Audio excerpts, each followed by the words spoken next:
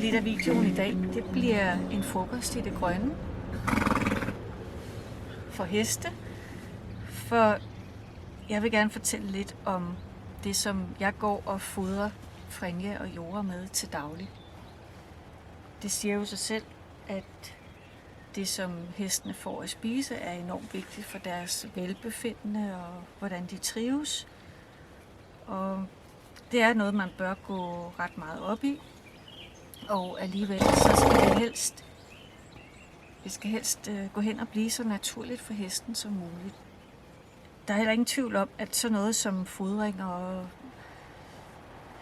hvad man gør med græs og hø og tilskudsfoder osv., at det er noget, man kan beskæftige sig rigtig meget med i mange år. Men kort fortalt, så prøver jeg at lade hestene vælge og selv styre, hvad de indtager så meget som muligt. De er jo naturligt nok temmelig meget på græs til daglig. Vi har forskellige folder, vi kan justere ind og ud, sådan så de har mere eller mindre adgang til nyt græs og langt græs, kort græs osv. Og udover det græs, de så kan gå og naturligt indtage, så får de jo så også hø, og det gør de hele året rundt i forskellige mængder, og det styrer de også meget selv. Der er en grænse for, hvad jeg kan give dem, fordi de er islændere med en meget god appetit. Men udover det, så prøver jeg altså at finde godt hø til dem hele året. Det er hovedparten af, hvad de får. Og så får de lidt tilskudsfoder også, for at jeg kan være sikker på, at de har deres vitaminer, og hvad de nu skal bruge af mineraler, stoffer osv.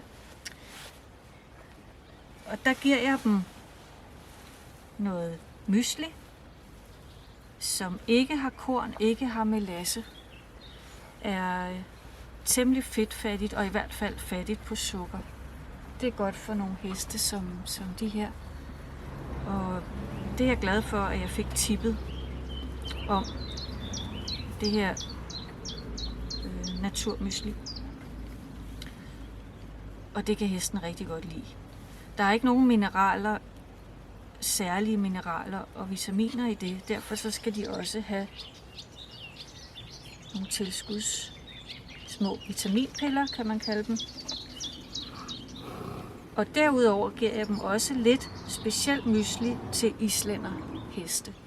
Islænderheste, der ikke er i hårdt arbejde og ikke har brug for meget energi. Der er heller ikke meget stivelse, sukker og den slags i det. Får de kun en lille smule af hver dag.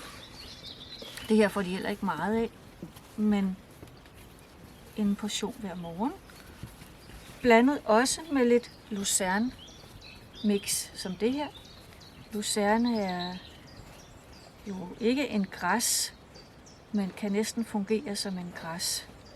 Og heste er tit rigtig glade for det. Der er mange gode næringsstoffer i det. Og synes man, at høet er ved at blive lidt kedeligt, for eksempel om foråret, så er det en god idé også at give lidt lucerne oveni.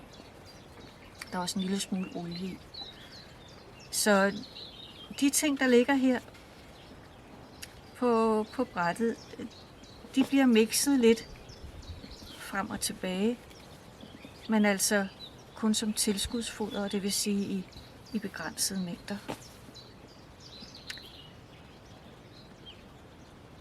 Noget får de så om morgenen, og lucernen får de gerne lidt af om aftenen. Derudover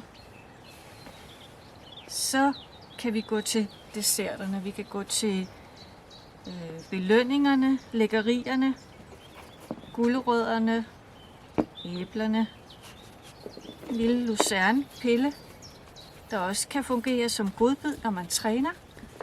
Og så de deciderede godbidder til træning, hvor jeg prøver at vælge nogen, der er sunde nok til at blive betragtet som tilskudsfoder. Altså der må heller ikke være for meget sukker, der må ikke være for meget melasse og den slags ting i den. Og samtidig sørger jeg for at dele dem over, så de ikke bliver for store. Så kan man godt give en pæn håndfuld af dem også, når man træner.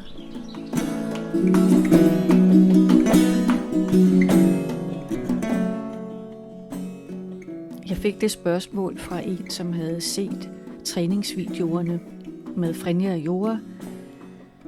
Det spørgsmål, hvad skal det her til for? Hvad træner man for, hvis man ikke træner med et formål? Til det kunne jeg jo svare. Træningen kan være et formål i sig selv, være en opfyldning af nogle finere behov hos hesten.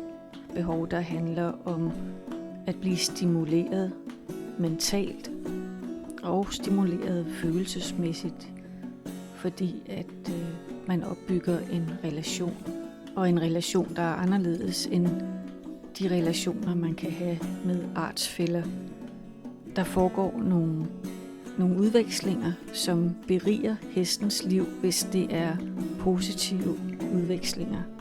Og man bygger en form for venskab op, som lytter til hestens behov, og som kan gøre hesten både stærkere, og klogere og mere selvbevidst.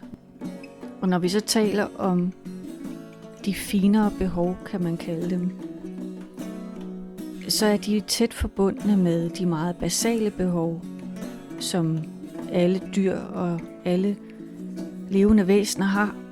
Vi skal have noget at spise, vi skal kunne sove, vi skal have en tryghed, et sted at være. Når nu videoen her handler lidt om, hvad hestene går og spiser, så er det jo et basalt behov, som samtidig kan knyttes til et finere behov, heste har for at gå og søge efter det, som de har brug for, og det, som de har lyst til. Og så vælger de imellem forskellige muligheder, hvis der er muligheder. Forskellige typer græs, forskellige urter, forskellige planter. Og når man prøver at holde heste på en naturlig måde, så er det jo noget af det, man må efterligne inden for de forhold, man har. Og derfor så er det også vigtigt at kunne give hestene nogle valg imellem forskellige typer foder, forskellige variationer og blandinger af foder og græs og hø og hvad man nu har af muligheder.